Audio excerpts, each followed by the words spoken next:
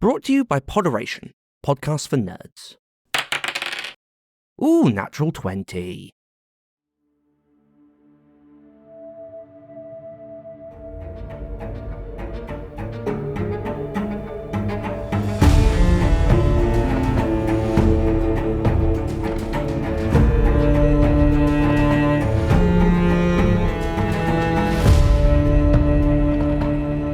Hello and welcome to Respect the Crit.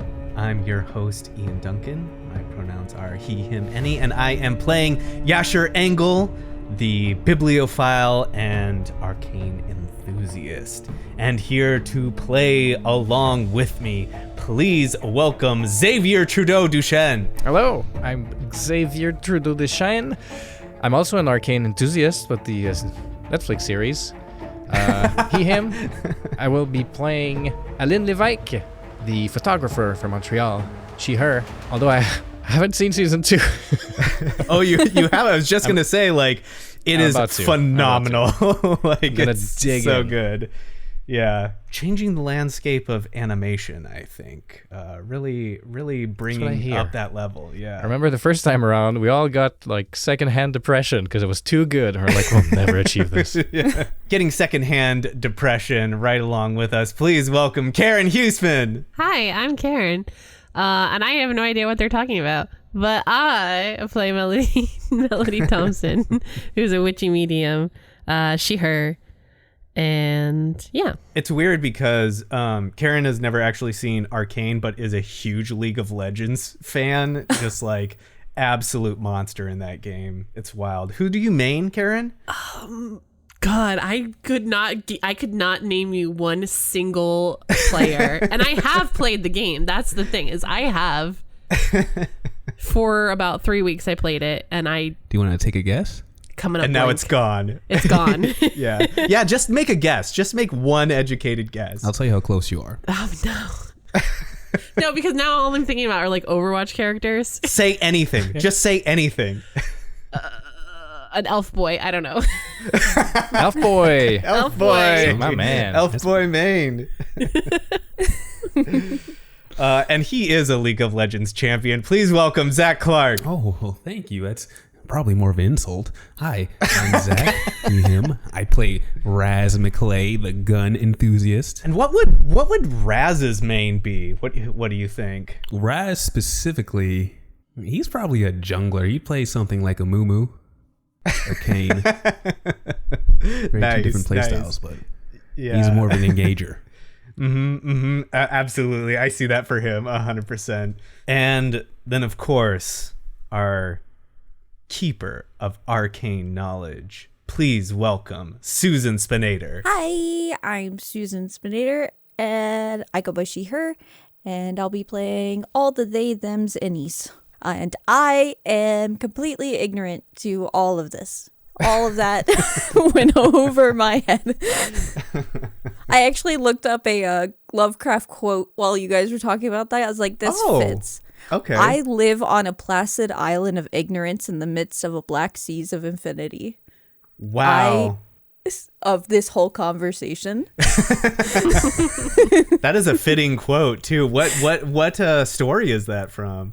Call of Cthulhu. Of course. Ooh. God. The classic. Yeah, you can't go wrong with the classic. Look at that. I'm stitching it together.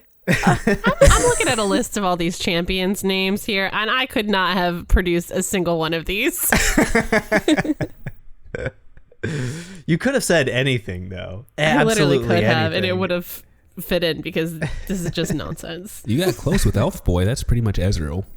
There's no elves in our game that we know of yet. Maybe on the other side of these strange and dark-sided mirrors that we keep encountering, which I really love because, again, like, Susan, you've made something so innocuous, just so mundane, the thing that we are going to be checking every single time we enter a room for, you know? Well done, making us paranoid and, Yay. and nervous. Just bringing real life into the game. Well, thank you for tugging on that string, and let's pull on that string of sanity a little bit more. Hopefully it will unravel us to the core.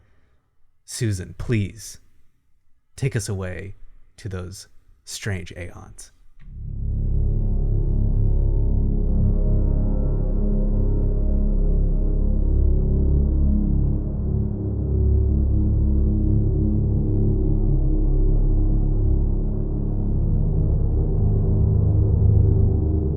The scene opens on Lynn, framed in the dimly lit attic of the Whispering Teapot Inn. Her movements frantic and unsteady as she drags the limp, unconscious form of Mabel from the bed towards the doorway. Her face is pale, her breath ragged, and her eyes dart nervously to the shadows that pool in the corners of the room. In the blurry background, just beyond her line of sight, a darkened claw-like hand slowly creeps out from under the bed, its fingers curling hungrily towards her. Lynn gives a final desperate pull as Mabel's body crosses the threshold. There's a sharp, gasping inhale. Mabel's eyes snap open, wide and panicked, as if waking from a nightmare. The screen cuts to black. Silence fills the void for 1 beat, then 2. Faintly, the sounds of birds chirping and a child's laughter breaks through the darkness. Soft and distant at first, then growing clearer. A single pinprick of light appears in the center of the screen. It flickers and grows, blooming into a soft, hazy color. The new scene unfolds into a warm memory, a child playing in a sunlit barn. The camera pans to reveal a young Lynn, her laughter light and carefree as she chases a small darting kitten through a hay-strewn floor of her grandpapa's barn in the Quebec countryside. Sunbeams flicker through the slats in the wooden walls, dust motes dancing in the golden light. The familiar creak of old beams and the earthy scent of hay fill the air, enveloping the scene in a sense of comfort and nostalgia. But then the atmosphere begins to shift. The kitten vanishes into the shadows, its soft mewling abruptly silenced. Lynn slows, her smile faltering as she tilts her head, listening. From somewhere in the barn, faint at first, comes the sound of music. A haunting, discordant melody that seems to rise and fall with an otherworldly rhythm. It's a tune she's never heard before, both unsettling and strangely beautiful, pulling at her like a thread. The barn feels colder now, the sun beats dimming as the melody grows louder. The camera lingers on Lynn's face as her expression changes, her childish curiosity giving way to unease, and then creeping dread. She takes a hesitant step forward, her small frame dwarfed by the towering stacks of hay, her wide eyes fixed on the darkened corner where the sound seems to call to her. And then the scene fades to black again, leaving only the faint echo of the melody behind.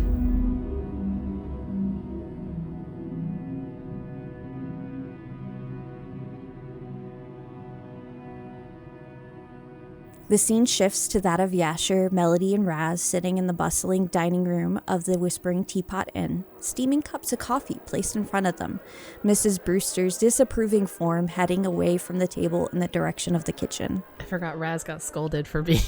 Yeah. There was a bit of a misunderstanding. Mm-hmm. That could be cleared up. I think Raz, he was kind of in the middle of telling everyone more about his family, just waxing poetically about his wonderful daughter that he loves. But he's feeling a little embarrassed, I should say, about the whole ordeal, which is quite unlike him. So he's trying to make up with it by pushing past what happened with talk. It almost as if no time passes. The food comes out fairly quickly. Before you even know it, there's soup in front of you and freshly baked warm bread, and there's a plate set for Lynn. And did Mrs. Brewster drop it off? Yeah, she did. Did she remember the beans? Oh, yes, beans. You look to your right and there's beans. Huh. Yeah, sure. Next to the soup. That's so weird. I don't remember this being brought out, or maybe I do? things are starting to blur together. The days, you don't even know which loop it is. I sniff the coffee. I'm looking if I can, though Yasher knows that this poison is tasteless and smellless, but he does it anyway to see if there's anything weird in it. Yeah, you want to roll a spot hidden? Oh my god. Oh, that's the second critical failure that I have rolled in this campaign. 100. Lovely. Yeah. Oh no. Oh, how does this fail, you think? Inhales the coffee.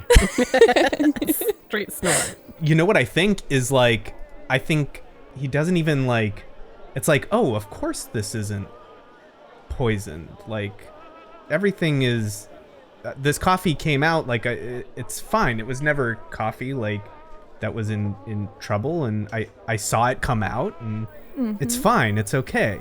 This is good. And a memory comes back to you. It's almost like, you know, when you drive somewhere and then you don't remember driving there.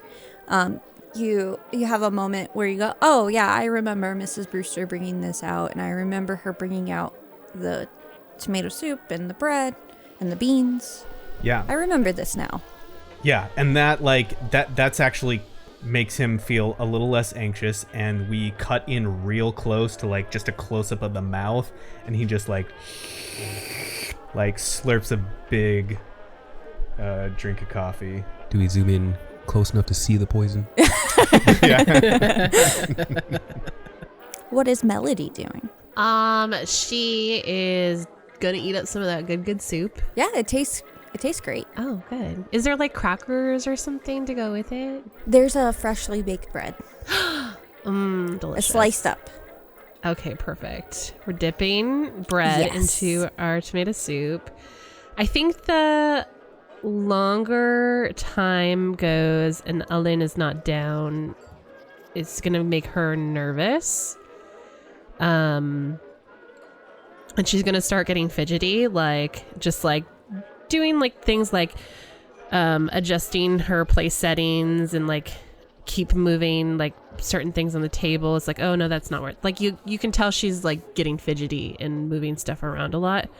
And then just keep looking towards like where Alin would have come from like our rooms. I have a question for you, Karen.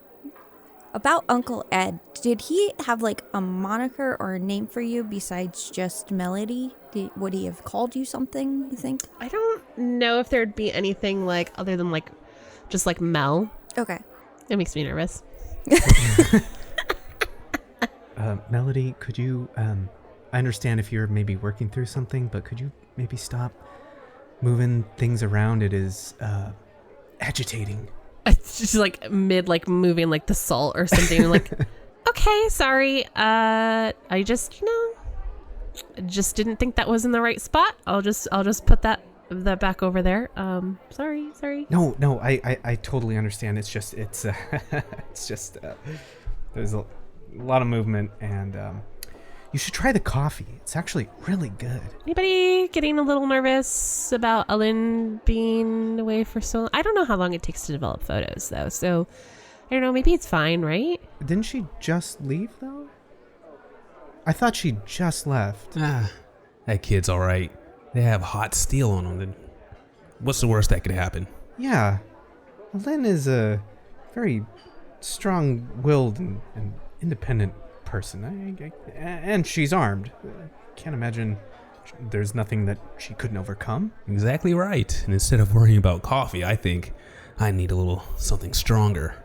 No, you're right. Of course, maybe I just thought that like we had our food and it just felt like it had been a long time. But I mean, you're right. It really was just like a minute ago. No, now you're making me second guess. Oh God, Melody. Okay. So at this moment, you're interrupted. Mrs. Brewster comes up to the table. And she leans in and she goes, I know we had a bit of a disagreement, dear, looking towards Raz, but I was able to squirrel this away for you from Nikras in the kitchen. And she puts a little flask on the table for you. Mrs. Brewster, you do have my heart indeed. And I will redeem myself in your eyes. I promise you that. And Raz will kind of slide the flask nearer to his zoot suit. Get one fancy pocket. Probably one in the inside, because they still did that back in the day. Just kind of squirrel it away like that. Yeah. And just, give her like a respectful wink, just like, thank you on the down low. And she gives you almost a girlish smile. And then she gives that little demure smile and then starts to walk away. Raz will turn to Melody and say, see, there's no one I can't win back over. You do have a way with words, Raz. Don't I? It's honestly concerning. You want some whiskey? Actually, Melody, Yasher, and Raz, can you roll a listen for me? Oh, this one is terrible. Let's go. Wow! Yeah, 96. Cannot roll anymore. Nope. I'm having a night. Oh my god. Should I push it? Do you want to push it? Wait, I can use my luck too, right? Yeah, you could spend luck points or you could re-roll and push it. I'll spend my luck points because it's only 7. 7. Okay. Then I need one more thing from you. Could you roll me a anthropology? Do you want to push that? How much luck Why points not? you got for that? Yeah. Why not? Let's just get fancy with it. Yeah. Oh, Nice. Good push. Push it real good. It probably pulls on you for a moment as Mrs. Brewster's walking away and Raz is saying that, I could get people on my side. And you look towards the crowd, and the dining room is a very bustling crowd. And the other conversations start to kind of register with you. We're all very accustomed to zone out, room conversations when we're in a busy room, because it's just it's too much. But you start to notice the table nearest you, they're just repeating themselves. Oh, I can't wait to go to the Veiled Serenade tonight. It's gonna be a great performance. Man, I can't wait to see Aria sing. I can't wait to go to the Veiled Serenade tonight to see the performance tonight. I can't wait to see Aria sing. And then now that you've noticed that, there's some other conversations that are just gibberish. I mean, it could be another language. It's like Simlish. It's just close enough to not really. Yeah. Is it Dutch? No. Sounds like gibberish. Sorry to all our Dutch listeners out there. As soon as she notices that, that's gonna be okay, yeah, something the feeling that I was feeling with the nervousness about Alin, something is weird. Something is not right here. And I don't know if she's gonna do anything just now. But I think the longer it goes on, the more she's gonna get antsy to get up and move. She'll start moving things again, even though Yasher asked her not to. He just winces. He doesn't say anything. He just... Then with the sound of the repetition conversation going on behind you, the scene fades back to Alin as a little girl in her grandpapa's barn. Alin, you're faced with this distant noise that seems to be pulling you in its direction. It's almost indescribably alluring, but at the same time terrifying. She's gonna grasp kind of the key to the lock pad to the barn that she used to get in. She's gonna kind of hold on to it to make her feel safer, and she's just gonna tentatively, out of sheer curiosity, kind of inch towards the sound, one step at a time. Each step is accentuated by this oppressive darkness that seems to swallow you. As each step you take towards the music, it gets louder, but also the darkness just starts enveloping Alin. just a little bit more each step she takes. And then each note hits, gives Alin a little shiver down your spine, or what a specific note keeps giving that shiver as you get closer and closer. She's gonna shout out at the darkness, just at the obscurity. Is anyone there? Est-ce qu'il y a quelqu'un? Hello? There's no response beyond that discordant music in the distance. She's gonna press forward, but this time kind of like touching the hay bales with her finger to sort of like know that there's a solid wall next to her and find her way back if things get weird. So as you creep further into the barn, it seems impossibly long. Your once familiar surroundings are now twisted and more sinister. The barn's beam loom overhead like giant skeletal fingers, and the hay bales are enveloped in this shadow that now is cold to the touch as it gets colder and colder, and it almost burns. It's so cold. As you keep going further and further into the barn, the music starts to crescendo and swell and then valley and dip. And each time it crescendos, it's more jarring than the last, filling you with dread. But as you're stepping further, you see a camera perched on a hay bale. Its lens glinting in the dim, now very dim light. It definitely feels out of place. It's complete anachronism to your childhood memory of the barn, and then you realize in that moment you're an adult. You're not a child. But you see that camera, and it fills you with the purpose, dare say hope. This time around, she's gonna grasp the key that's tied around like a little string around her neck that she has been carrying this whole time. The same key that she was holding younger, kind of like for good luck, and she will go towards the camera and try to take it in her hands.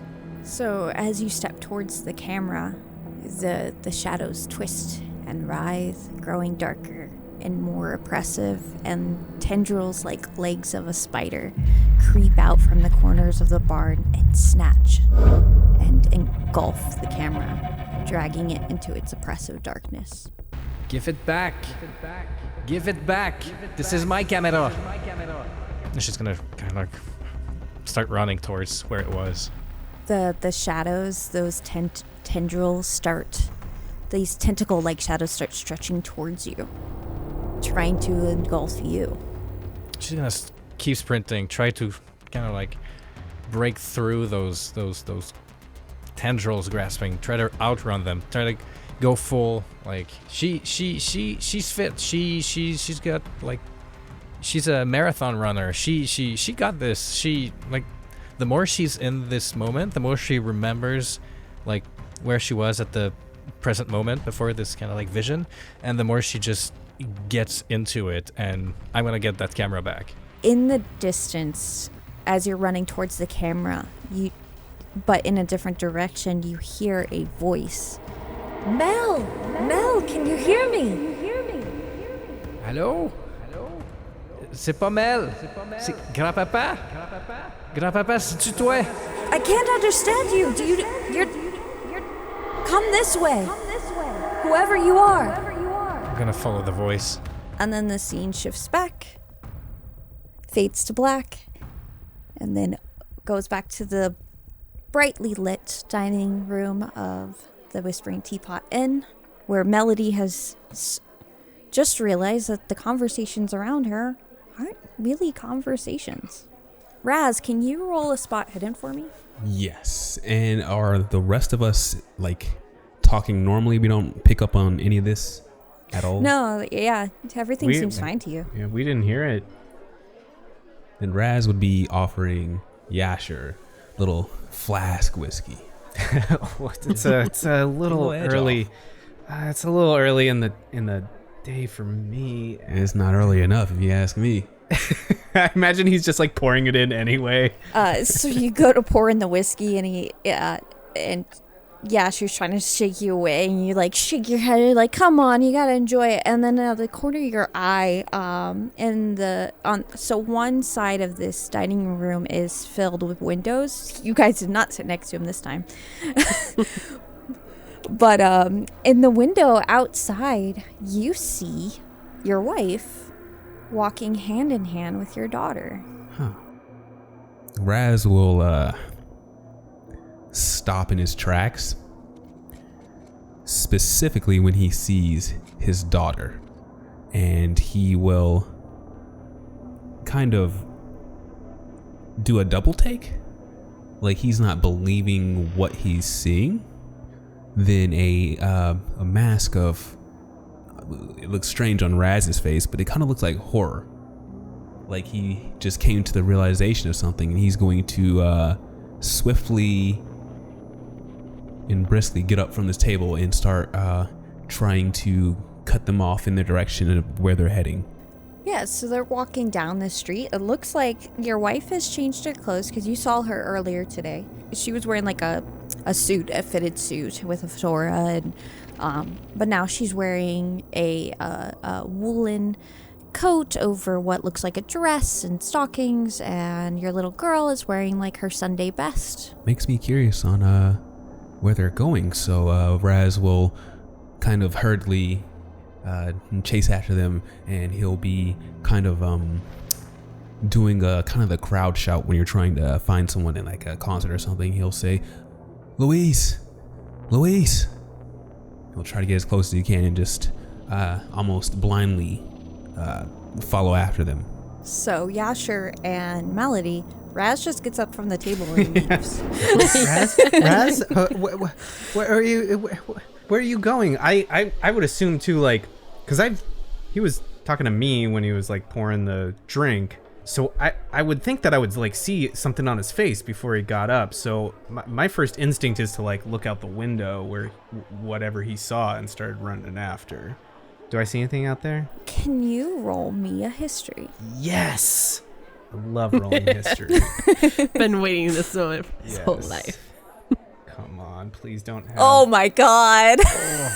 Do you want to push it? Oh. I do want to push it. You got God. this. I don't know how bad this could go though. Okay. Here we go. I'm going to push it. Here we go. Yes. How about a 9? Yes. Yes. That is an extreme success. So you look out the window. Nothing's immediately obvious to you about what triggered Raz, what he saw. But as you're looking, because you're like, what is it? You start to notice that the buildings, they're different. There's like, maybe you just didn't notice this before, but like you are in New England, so a lot of these buildings were built in like the 1700s or 1800s, early 1800s, especially here. Like that's typical architecture, but there's like, you see like Roman columns, you see Art Deco, you see a Gothic inspired structures. Like the buildings are like a mishmash of different Like all kinds of architecture? Architecture types, yeah. Oh, okay. That's real interesting. I'm gonna get up and like go to the window just to like get a better look. Like, yeah, I imagine there's like a couple or something or that's eating nearby, and Yasher just like excuse me, and he just sort of like is like too close to them, like pulling the curtains or whatever casement is around the window, like looking out, like trying to get a better look at what's going on here. Yeah, it's really fascinating, all the different inspirations for this town. Now that you're looking at it, it's almost like they had people from all over the world build this, and some is even like so new, like Art Deco, like that's the 1920s inspired stuff, so that just had to have been built. But also it's next to what looks like a Gothic cathedral type building. And then now that you're looking around, could you also give me an astronomy? Oh, that's pretty good. It's 50-50. All right, here we go. Dang it. Do you want to push it? Yeah, I want to push it, Susan. God damn it. Oh, yeah, I want to push it. Gotta push it. I'm tired of rolling low tonight. Oh, damn. Failure. That's going to be bad. Okay. You look outside and you look to the left and some guy is just full mooning you. Wow, this astronomy degree really paid off. What stars are those?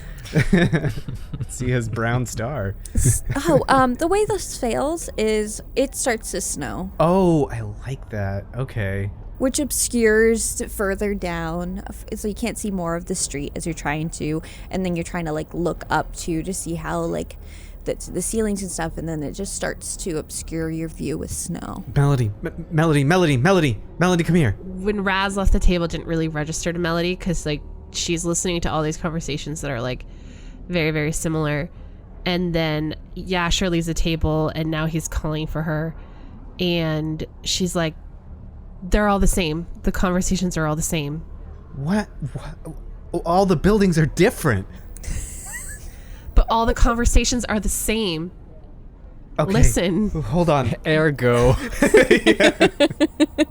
Wait, where did Raz go? I never know.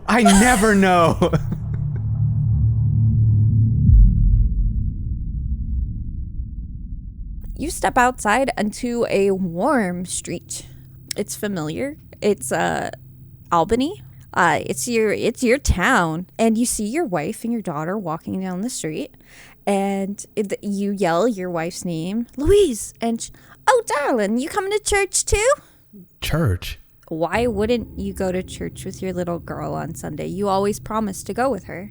Yes, and now Raz is kind of confusing himself because the first thing he wants to do, because mentally it's been so long since he's seen his little baby girl, he wants to go to her, but at the same time, and this takes precedence in the moment, he says,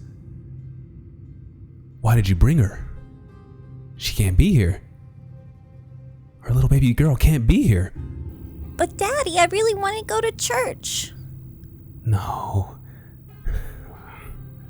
And then she runs up, she lets go of her mom's hand, and then runs to you and then grabs your hand and starts dragging you. Come on, Daddy, we're gonna be late. Baby girl, I can't go to church. I'm on a job. Luis. But Daddy, you promised. No, baby, I'm sorry. Another time.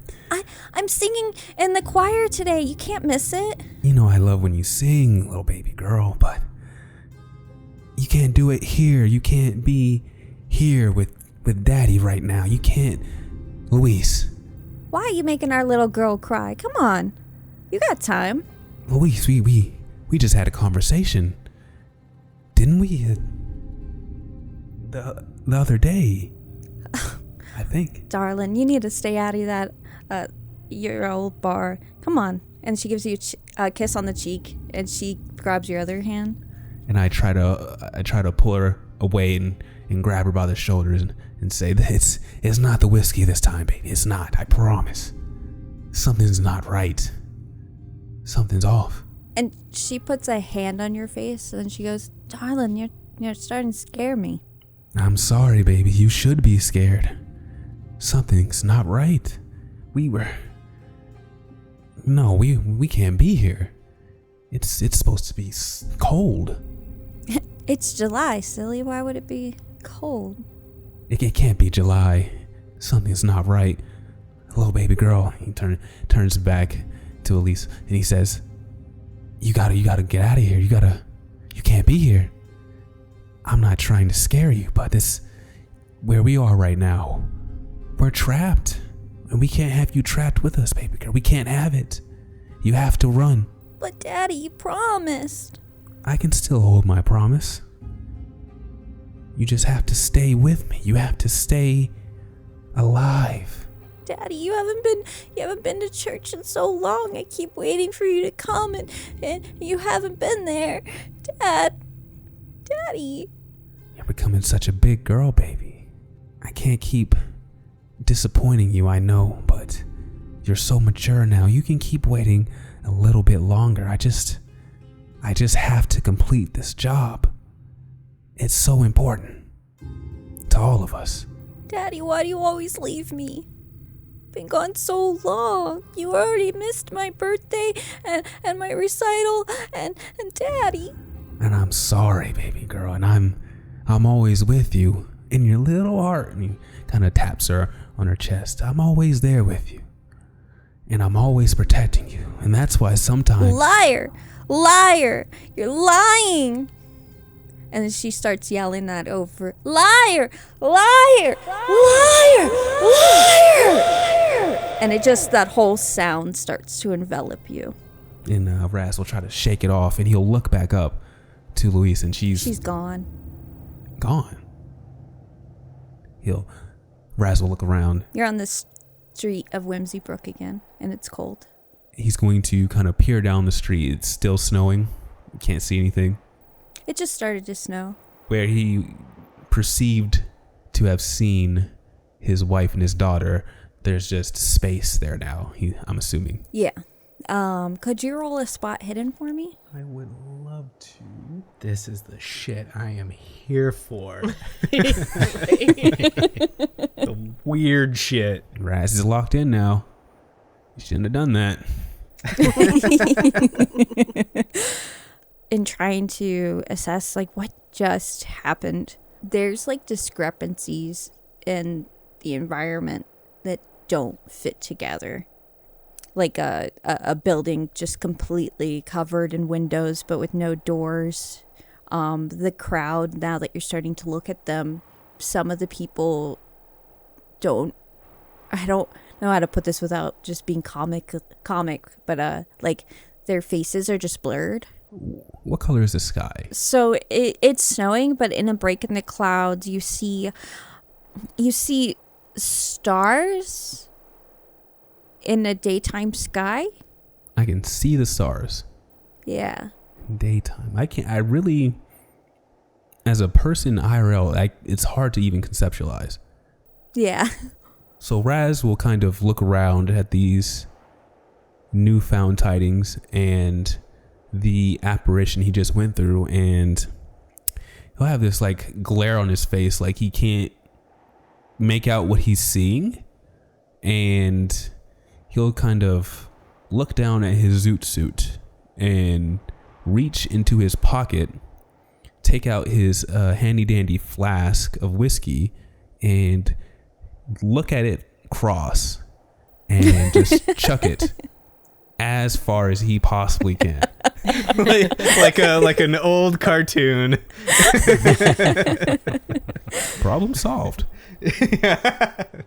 Done. You see, as you're throwing your flask, you throw it as far away from you as you can. And even though some of these faces are blurry, some are people back from Albany, which is weird. You see a person down the street, a severe looking man, looking at you. This severe looking man eyeing you down, Raz. He has a stern looking face with a meticulously styled mustache that adds to his air of authority. He has a perfectly tailored 3-piece suit, which lends to him an aura of sophistication and power. He has dark hair and dark eyes and features reminiscent of Dutch ancestry. Standing there and just looking at you. Oh, and the windows, especially that building you saw that was just covered with windows instead of doors, now upon closer inspection, they're very reflective. Very reflective, strangely reflective for windows that you're supposed to see through. Mm-hmm. So Raz will peek at that, then he'll peer back at the man staring at him. Is it like a blank stare? Is there any intent in his stare? It seems assessing. It seems like he's just seeing what you're doing. So Raz is kind of had enough, and you can tell about he has enough by what he's about to do. So he's going to kind of stare back at the man and kind of do like a head tilt, like he's trying to assess. Then he's going to pull out his .45 revolver point it straight at him and see if he's still assessing with no worries. You learned that from me. That was a good move.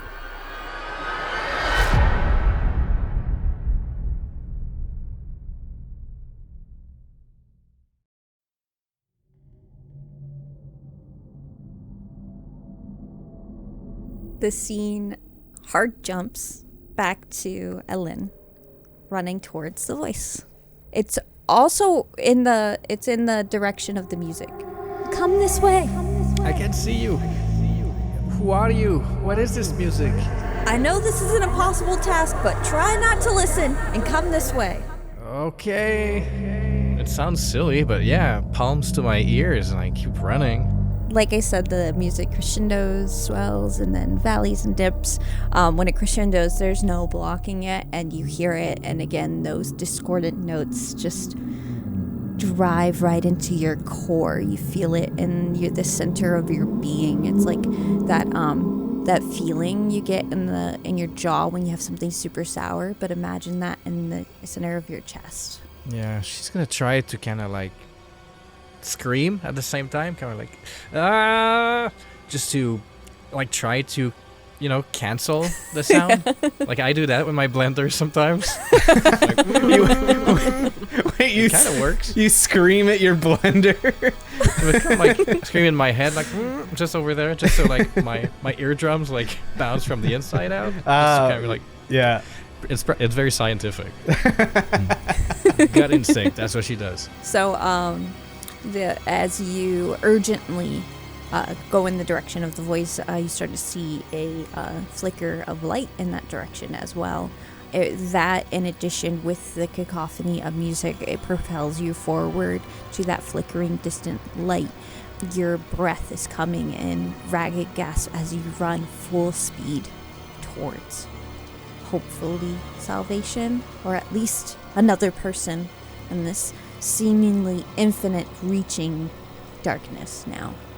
Right as you're probably about to stop, like your body will give up, you reach the source of this blinding light, put your hand in front of your face because you can't stare at it, and as you put your hand to your face to block the light, the music stops.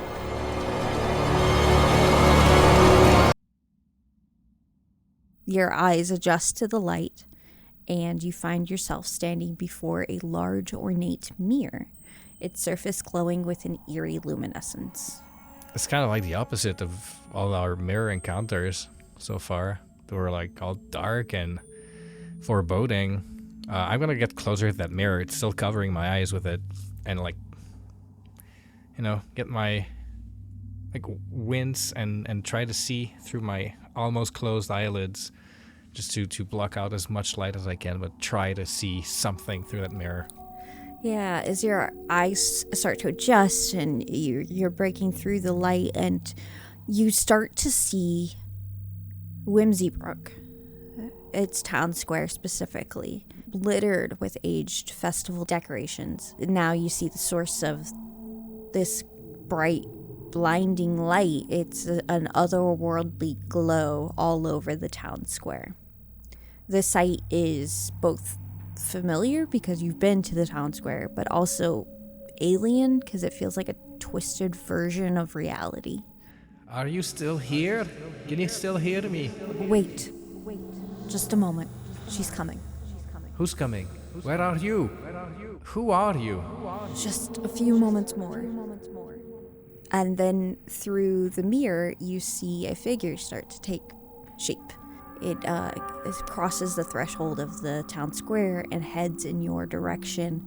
You recognize the figure as Melody.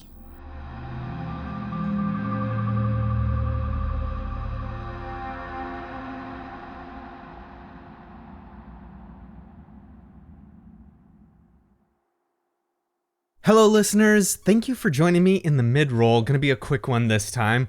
Just wanted to remind you that we're doing a little giveaway for the physical copy of a Call of Cthulhu 7th edition starter set and a digital version of the Call of Cthulhu 7th edition core rulebook, given to us generously by our friends at Chaosium Inc. We'll be announcing the winner of that soon, and there's still time to enter, so if you want to try and win that starter set and that copy of the core rulebook, all you got to do is find us on Blue Sky. It's real easy. We're at respectthecrit.bsky.social. Make sure you're following us. We've got a little post there about the giveaway.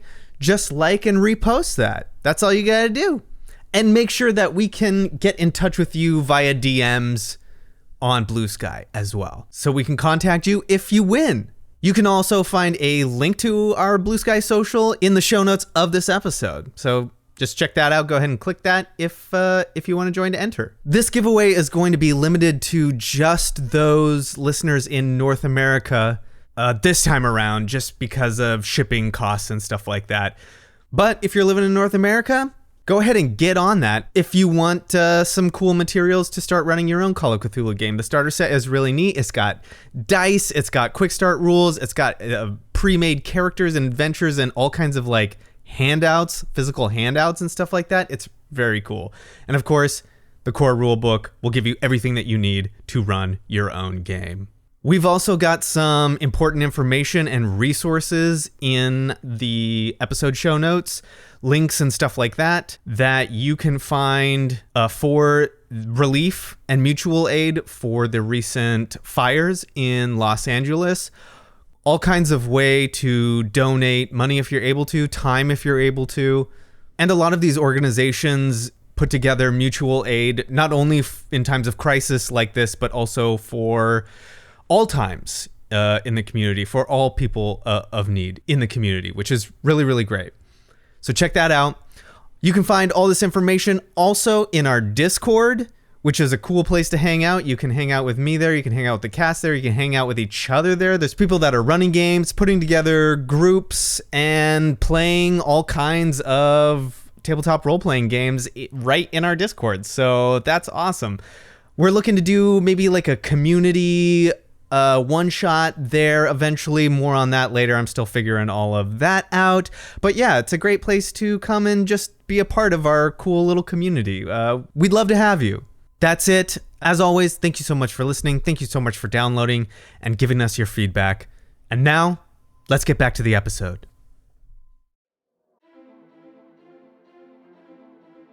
Every hero strikes out on their adventure for a different reason. To prove myself worthy of my mother's praise. To write my own story and discover who I really am. To prove to my family that I am more than they believe me to be. To revive the god that has chosen me. But when the fragile balance of the world is in jeopardy, and sinister forces move in the darkness, heroes will be tested, pushed to their limits and beyond. And it will be left to them to determine if they are up to the task. There is a darkness rising. Will they be able to overcome the challenges and meet this evil head on? For my god. For my story. For my freedom. For the world. To restore the balance. Modified Role Season 2, The Chronicles of Erin, a D&D 5e actual play podcast. New season, new characters, new story. Find us on all the usual podcasting apps or at modifiedrole.com. Then the scene hard cuts to Yasher and Melody. Once Yasher points it out, Melody can see the differences outside? Yeah, could you roll me an astronomy and occult? And an occult? Yes. Wow, that sucked. That was better. Oh, yeah. Yeah. So looking out the window, seeing all these buildings, you see the difference in the buildings. But you also see the symbols that you've been seeing on all the buildings. You know, those, the cult symbols. You probably at this point had just been trained to see which buildings have them as you walk in, because you've noticed them on so many buildings. They're present, but they're almost like comically present. Like on the pillars, they're just wrapping around the pillars. Like the doorways, instead of just like a tiny symbol that you have to try to find at the top of the archway, it's like all across the archway. And then they're like warped in ways that don't make sense. The symbols contradict their usual meaning. Like even for occult knowledge, or occult logic, you wouldn't put a protection next to a kill everybody inside, you know? Like, Yeah. this isn't how they're supposed to work. It's like somebody scrambled them. Almost like they don't mean anything. Yeah. I think Melody is gonna whip around because I think at this point it's very obvious, like something is going on and somebody's doing something to them. I want to look for anyone who is not like acting weird, like people who are moving independently of what is being perceived. I think I'm mostly looking for Mrs. Brewster because I feel like she is a part of this. So you look around the dining room, and now that you are recognizing it, there are patterns. There's definite patterns to the conversations, the people's placement. Like, it makes sense in a way that is no sense. Like, people are sitting at a table having a conversation, that's normal, but they're like picking up forks and pretending to eat, or there's no food on the table. There's like They're sipping cups that aren't in their hands. Yeah, sure. What are you doing? I think we filled each other in. So he's starting to pick up that there's these weird conversation patterns going on. There's this weird gibberish going on. All the buildings are strange outside. Raz is fucked off to who knows where. And, we gotta find Alin. We gotta get out of here. This is off. We gotta find Alin. And he's gonna try and start moving out of this place, out of this room, back up towards the attic. Melody will follow him too. Can I get a spot hidden? I won't get this, by the way. Look at that, he got it. 17. Love Just it. a little bit of negativity. You got it. Yeah. I just gotta neg myself. You knew it. You knew what you were doing. So, as you start heading in that direction, you notice more things out of place. Shadows going in the wrong direction of the light. Then you notice glancing at the window, or it's not reflecting the current state of the dining room. Oh, like the shadows don't match up to the light source kind of thing? Is that what you're talking about? Yeah, the shadows don't match up to the light source, and also as you glance towards the window, the reflection of the dining room, you know, like the scene in the dining room isn't what matches the window. Like, it's not actually reflecting. Oh. It's showing a scene of a dining room, but of not, this dining room, but not what we're... but not right now. Yeah, gotcha. Wow, that flips my brain. Okay. So, Yasher sees this. I mean, he's always at like 98% panic. So like now he's like full panic right now. I need to test something. I just need to test something. And he's going to go over to a table and to like a couple that's like having a conversation, or like a group of people. And he's just going to be like, I'm sorry. And he's just going to like take a glass of water or something and just like spill it all over the table, or like knock over some of their food or something like that, just to like get a reaction. And it's like the clumsiest, most uncommitted thing, but he's just like trying to make a mess, basically. What if they come into like being people again, and they're just like two big buff dudes all of a sudden, like, you son of a bitch. Just get up. Don't bully me, I'll come.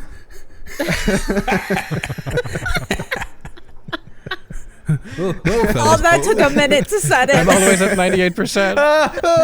I'm so close. Okay, so could you and Melody roll a sanity for me? Damn it. I'm sorry, Melody. Shit. It's okay. I mean, it was gonna lead to it anyways. That's horrifying. This shit seems like pretty sanity shaking to me. Oh my god. We made it. Wow. Oh, Yeah. and I just made it. Oh, I rolled exactly it. Yeah. Yeah. You both are able to keep it together as everybody in the dining hall just stops what they're doing and slowly turn their heads and look at you.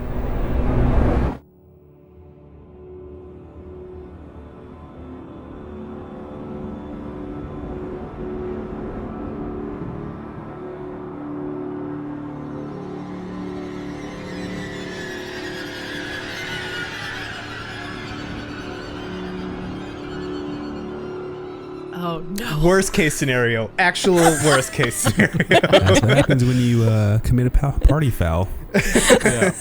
Just a normal social reaction. Every frat house does this. Melody, we need to leave now. And I'm just trying to back up slowly. Trying to get out of this room. Get up to the attic. Get to a person who has a firearm. And way more confidence than Yasher does.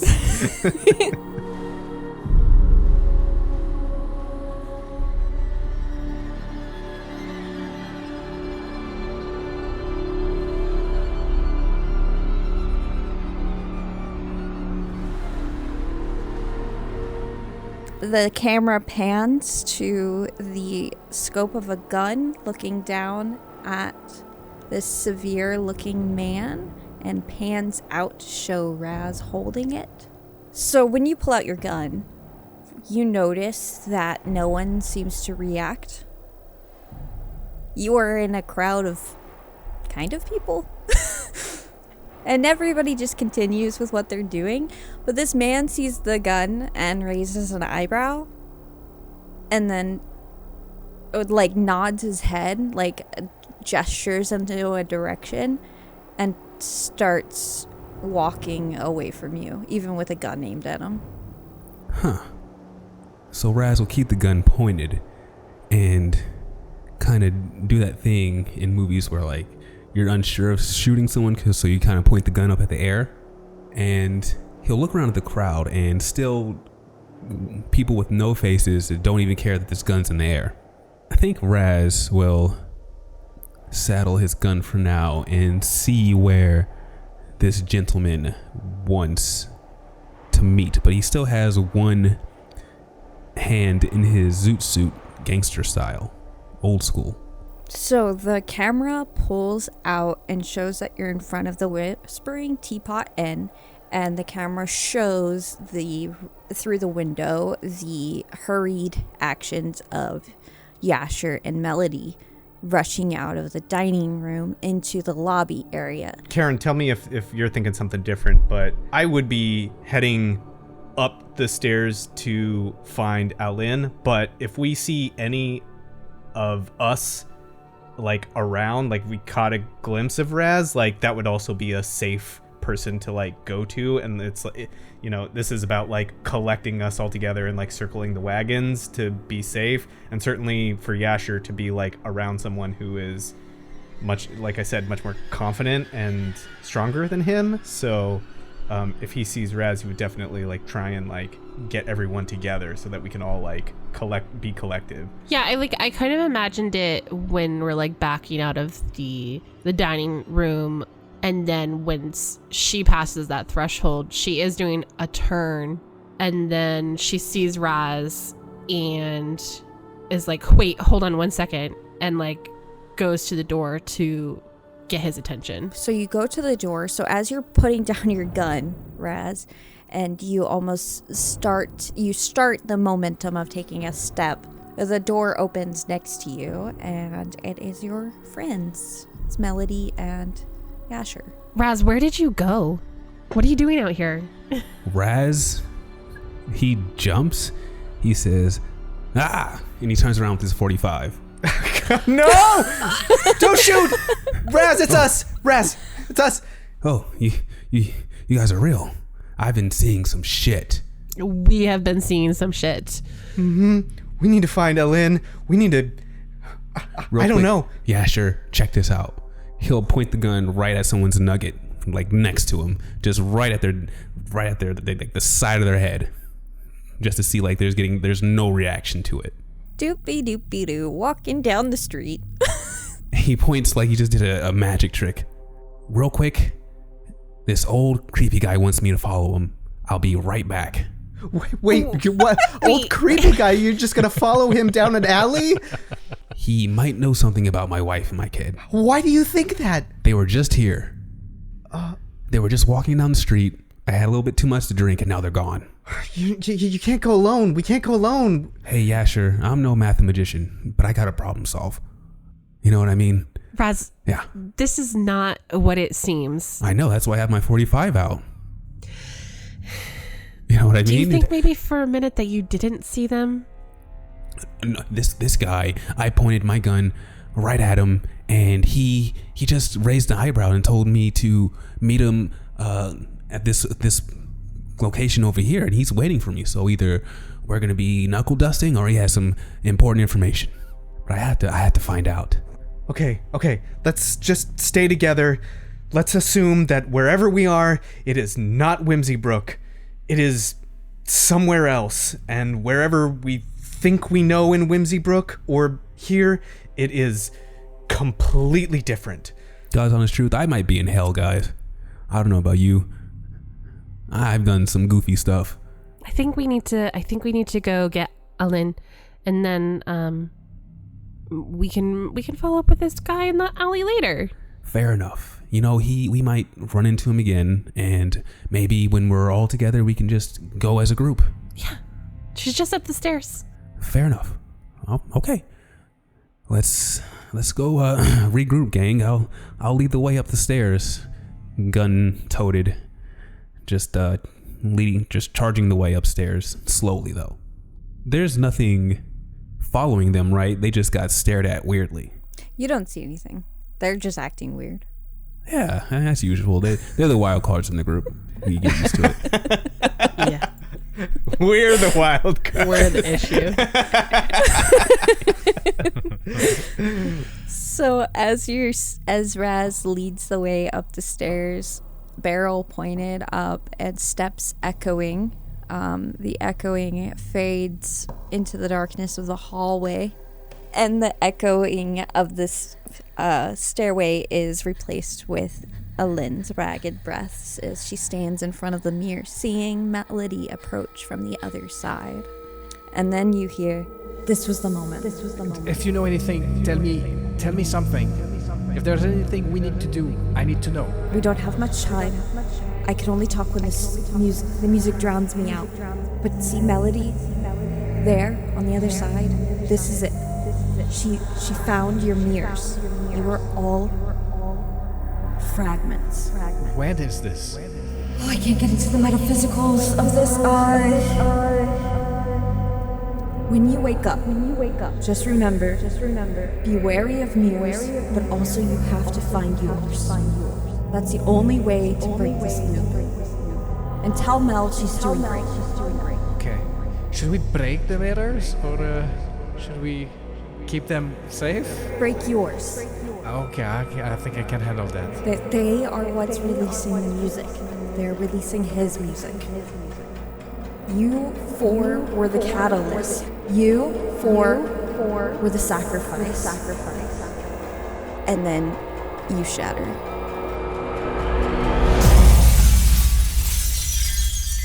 Your fabric of reality tears around you, unraveling your very essence. Time and space stretch into infinity. Your thoughts scatter like ashes in the cosmic wind. You're unmade, dissolved into the void. But also your mind is a cacophony of ancient whispers and maddening truths. It's too much to bear. If you had a mouth, you'd scream. But in that agonizing instance, the void clenches, pulling the fragments of your being back from the abyss. Searing the maddening truths from your being. They were there, you feel them, but they're gone. And then the searing pain of existence reclaims you, each piece of your shattered self snapping into place with a bone-jarring intensity. And you wake up in your bed, in the whispering teapot. And you remember the day before, when you entered the lunar labyrinth, you did not leave. The mere monster got you and your friends, and you were torn to shreds within the mirrorscape.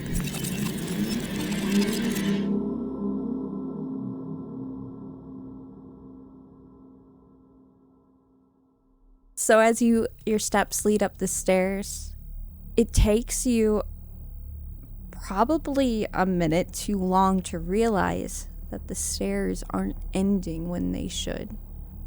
Maybe even Raz just gets upset, like, I don't remember them being this long. Hey, is anybody gassed by these stairs? I mean, I had a big breakfast this morning, but man. Like a chill runs down my body. You mentioned you were in hell. Maybe that's where we are. Well, I was being facetious. I assumed there'd be much more like perpetual suffering. That's just me, though. Maybe there's plenty more suffering yet to come. Oh God. I was going to say, these stairs are suffering enough. I'm exhausted. I turn around and try and look the other way, like, is it just endless stairs down where we came back? Or where we came from? You turn around and you see a hallway. No stairs behind you with a door. It's a very short hallway. You could reach the door in probably like 2 steps. And then upon further notice, the door seems very familiar. If you had to place it, that looks like the door to the back room of Esoterica Exotica. My bookstore. I don't even mention this to the group. I just say under my breath, abandon all hope, ye who enter here. And I walk through the door. We all see this door, right? So you're talking about the stairs, and then all of a sudden Yasher's saying we're in hell, and you're like, I was talking figuratively, like it's, and then he's gone. He's being a little dramatic, yeah. Huh? He's being a little drama queen over there. It's like, oh yeah. And then Raz turns around and it's like a space. Then you just see Melody. Yeah. Melody, did you get into my stash? Of course not, Raz. I feel like we're both on the same wavelength here. Are you chasing the dog too? Because I've been screwed up all morning, to tell you the truth. I don't know what's going on. People's faces are blurred. I just can't get it together. Yeah, there's somebody's definitely doing something to us now. We should, she'll like, because I think when Raz started talking, she'll like turn to talk to him and then turn back to go up the stairs, and no, Yasher's gone, and she's gonna look around like, yeah, somebody's definitely fucking with us. You know, you've been more spaced out than usual. You all right? I know you're usually in that La La Land conversing with ghosts and whatnot. You good? Well, there are no ghosts here to converse with, which actually is the first time I have wished that there was one here to talk to. I don't even... Are the stairs still in front? So as you're looking around, you start to notice Melody on the walls. Like it's a wooden walls. And so the knots and the lines and the veins in the wood, you start to see words, and then you see Mel wake up. She'll just read that. And, are we dreaming? Is this a dream? Like legitimately asking Raz. Slap me. She'll not slap him. Maybe like punch him in the shoulder or something. It feels real to me. I don't know. Can we have shared dreams? You and we're cool and all, but I have a wife, lady. Yeah, but didn't we already have shared dreams? There was that one with the mirrors, remember? All of us had that dream. I know, just don't tell her. I don't know if this is the time to be joking, Raz. So where do you think Yasher went? Probably for a can of beans. He just left. Now there's something about you two. I just can't keep a beat on you guys, you know? You're here, you're there, you're everywhere.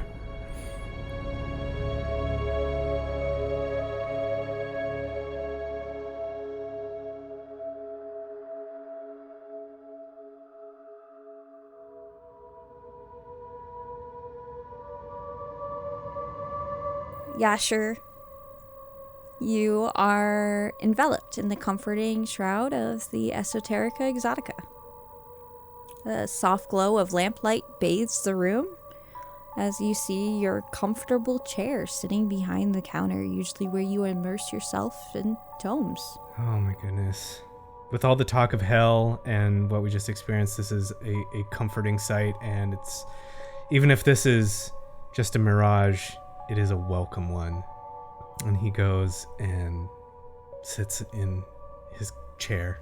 Oh, it's so comfortable. You got the grooves just perfect. That's so good. There was the book you left up on in front of you. Oh, yes. It's, of course, arcane traditions and occult traditions. And he's thumbing through it, and it's quiet. That's what's so nice about his bookshop, is like, it's so quiet in here. It's about to be bankrupt any day. yeah. But it's worth it for peace of mind. You set your bag down to get comfortable, and you are thumbing through it. But as you set your bag down to get more comfortable and get into your usual habits, that ceremonial knife you carry falls out of your bag onto the counter, and it glints in the light oddly. Oh, well, I pick it up. Yasher takes care of his things, and that's one of the things that he cares about a lot, actually. Starts to examine it. It's been a while since he's taken it out and looked at it.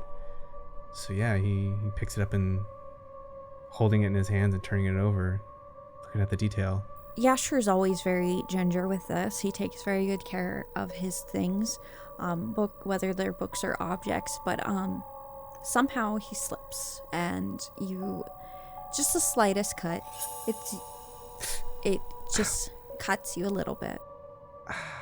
And then the camera shows that drop of blood slowly falling to the floor of the Esoterica Exotica, and the plop in slow motion, which then shows as it hits the floor, the fractured mirror floor. Oh no. Oh no. Do I see myself like looking at me from below in this reflection? You see hundreds and thousands of different versions of yourself in Whimsybrook. You see the ways you've died. You see you enjoying the festival. You see you being pursued. You see you dying in ways you haven't yet experienced. Oh god, no. Yasher is like gripping his head with his hands, like he thought for a minute maybe he had escaped, but this is back up to 100, and he's just like, no. I think he's gonna take this knife and like plunge it into the ground. It slips perfectly in between one of those fractured surfaces of the mirrors below you, and it's the catalyst for your on-making. You've experienced this once before, but much like childbirth, it's almost like your brain made you forget exactly how horrible it was. You are unmade. You no longer exist. Yasher is a being no more. He is one with the deep, unsettling truths of the universe, things that humans are not meant to know. And then you re-fracture into a being once more and wake up, gasping. You are awake in your bed, and you remember the claws of the mirror monster digging into you as it dragged you through its surface. Its excruciating pain as it penetrates organs, and your limbs being severed as even the mirror tears you apart.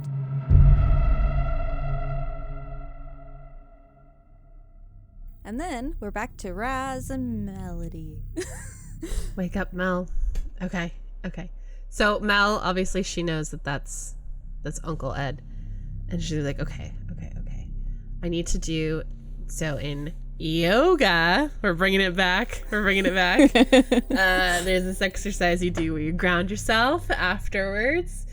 So she is going to try to like start in her toes and push her energy into her toes and try to like ground herself to like wake up.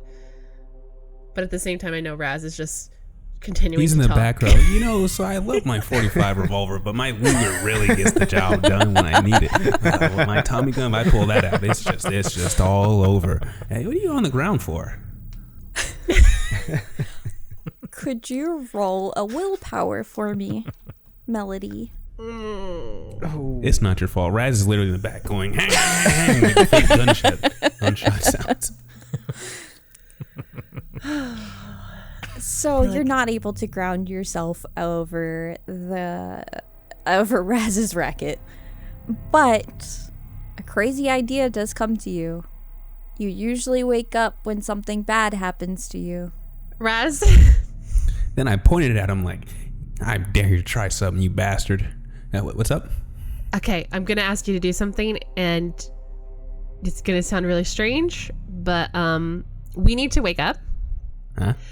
I need you to shoot me, and then shoot yourself. I know we had a long day, and things seem pretty bleak right now, but that's just not the answer. Okay, give me the gun. I will shoot you, and then I'll shoot myself. By the way, like, Raz is just kind of waving. He's never taken it out. He never put it back in, so he's just kind of waving it around like haphazardly. So he's just like, hey, listen, there are plenty of ways out of a scrape. We're in it deep. I understand, and it may seem like there's no way out. And anytime you want to snatch the gun away while he's talking, feel free, because he's not really paying attention. He's thinking about his own words right now. He'd be like, violence really isn't an answer when you can get hurt. That's just kind of common sense. I'm gonna grab for that gun. Then as soon as you take the gun, Raz will put his hands up. He'll take a step back. Be like, easy. Okay, you got it. I'll leave my wife. You got it. That's way too easy. You got it. I mean, his life's on the line. Raz, I'm so You're sorry. always the one. I'm sorry. Don't do it. Out of love. Don't do it. I really don't want to do this, but I think this is the only way we're gonna wake up, and it's gonna be so good. And you might remember me shooting you, but I really hope you don't. And I really hope you don't take offense to it. I can give you money. She's like slowly pulling the trigger as she does it. You see the way my bank account is set up. You gotta give me 3 business days. And you shoot Raz. It's point blank. Were you aiming at his head or his chest? I think his chest. I think the head's a little too gruesome. Well, now you get to hear. It looks like Bugs Bunny about to die. Ooh. I mean, it's a pretty big gun, right? Yeah. Raz's body falls back onto the stairway, and you are below him on the steps, and he stumbles down a few steps towards you at your feet, the blood pooling around your shoes. Raz, you have a few moments to register that Melody shot you. It's a lover's murder-suicide. Just annoying to the last breath. And then you die. Don't tell my wife. And he's dead. At your feet, Melody. She's gonna like look over to the side again to just like look at the words like wake up, Mel, like it has to be a dream and it's okay. Like trying to not freak out that she literally just shot somebody because she's literally never held a gun before in her life. She's probably shaking pretty badly. There will be a sanity check for this, but I wanted to wait until to see what you do next. I mean, I think I have to shoot myself. What if you're wrong? That's why you have to keep reminding yourself, wake up, Mel, this is a dream. That's why you shot Raz real. first. This is Experiment. And like, okay, before she shoots herself, she is, she's gonna look up, but it's just like that people do, like, before they do drastic things, they look up and they talk to the sky. Uncle Ed, I really, a lot of times I don't like you, and I don't like that you're around. I'm really hoping that this message is from you, because that means that you're actually helpful for once, and that this isn't real, and what I'm about to do is not gonna permanently damage me. Okay, thanks. So on the ceiling, more of the knots and the veins start, like, you see it morphing. Wake up, Mel. Wake up, Mel. Wake up, Mel. Wake up, Mel. Wake up, Mel. Wake up, Mel. Melody, shaking hand, puts the trigger below her chin. She feels the cold metal against her skin. She smells that faint, acrid scent of a bullet having been shot. She musters up the courage and pushes through her overwhelming fear of this action and every instinct telling her no, and her eye catches on the wake up Mel above her. She pulls the trigger and everything goes black.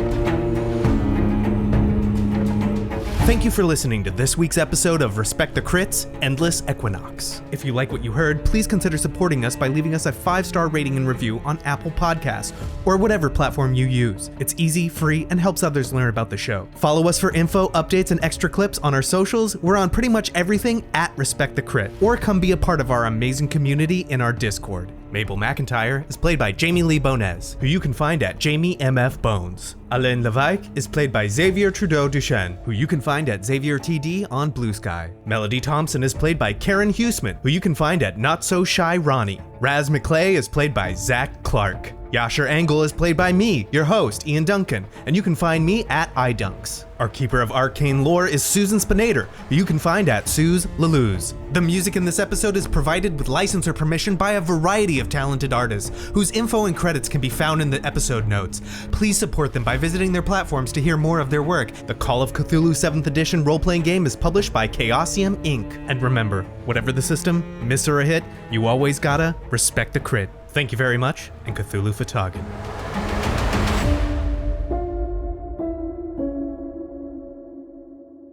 That was visceral, Susan. That was visceral. Oh my goodness. Yeah. That was a good episode. That was No great. idea what's going to happen to us. And by the way, I wrote this down. Consider this stolen, because this was incredible, Susan. The searing pain of existence reclaims you. Amazing. Amazing. He's getting it as a tattoo. Ain't that life for you? Yeah.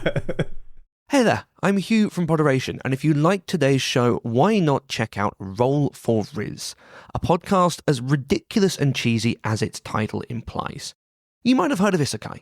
You might have heard of Reverse Isekai. But have you heard of D&D Reverse Isekai, where an adventuring party finds themselves in modern-day Japan with their powers completely and utterly intact? It sounds ridiculous, right?